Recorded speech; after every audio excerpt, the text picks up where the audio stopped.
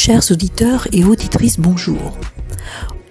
Aujourd'hui, je vous propose une version originale sur la question des relations hommes-femmes. Et si vous avez la ref, comme disent les jeunes, de la série télé Sex and the City.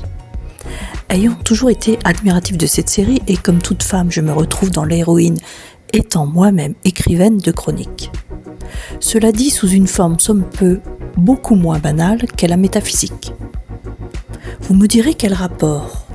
Eh bien, essayons tout de même de trouver un lien. Je pense qu'il n'y a pas d'âge pour parler de relations homme-femme, car si on prend en compte les besoins de chacune des deux parties, il semble qu'elles soient diamétralement opposées. D'un côté le sexe et de l'autre les sentiments. Si je compare les héroïnes de la série avec mes héroïnes, mes copines, je ne vois aucune différence.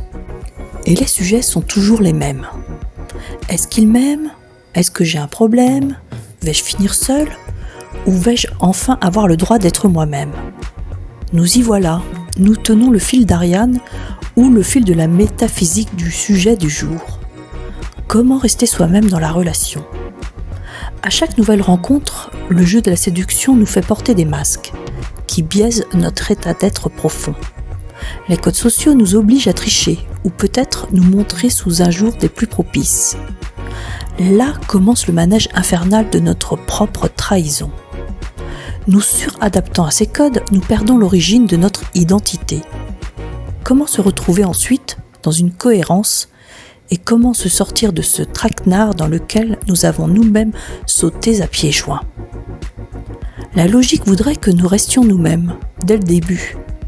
Mais non, car cela serait trop simple et l'être humain n'aime pas cela a priori. Cette danse de séduction nous fait donc nous trahir. Et malgré la menace, nous continuons la cérémonie jusqu'à un épuisement mental et à lâcher l'affaire, si je peux me permettre l'expression. Prouver notre intention de rester verticale dans cette tourmente infantile, car oui, en matière d'amour, nous ne serions qu'au niveau intellectuel d'enfants dénués de logique pragmatique. Cette répercussion nous isole de notre autorité de bon sens. Et une valse de pouvoir s'installe dans nos échanges avec le sexe opposé. Nos besoins n'ayant pas été exposés avant même que la relation ait pu commencer, voilà déjà les problématiques s'installant en ignorant vulgairement les malfaits qu'ils engendreront par la suite.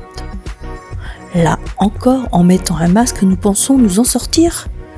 Peut-être en adoptant un nouveau, comme une garde-robe interchangeable. C'est pourquoi les relations sont devenues une consommation obsessionnelle. Plutôt que de se changer, on change de partenaire. Mais ces sacrifices fendent une fragilité déjà béante et la sincérité que l'on se doit ne peut alors plus être cohérente avec les interactions sentimentales. Mais le sexe dans tout ça, que nous dit-il ? Que veut-il traduire ? Que le corps a ses besoins ? Pourquoi n'aura-t-il pas le droit d'avoir sa part sans tomber dans des jugements de bas étage ? Malgré des générations à trouver une voie de satisfaction, le sexe est devenu quelque chose de banalisé, comme si sa consommation prétendait à valoriser une attente affective, une soif du vide qui nous habite. A-t-on le droit de se fournir dans nos besoins primaires en ne mettant pas en danger ceux avec qui nous échangeons nos fluides ?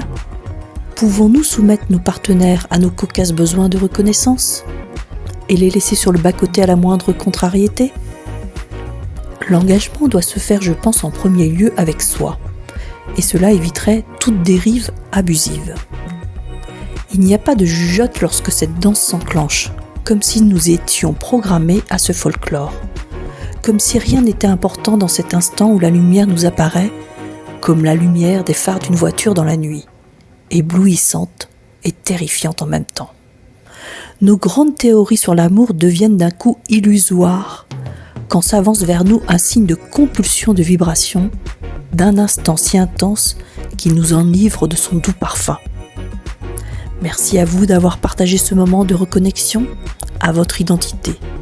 Et n'oubliez pas que votre amour ne doit pas être au rabais. À très vite pour de nouvelles aventures métaphysiques.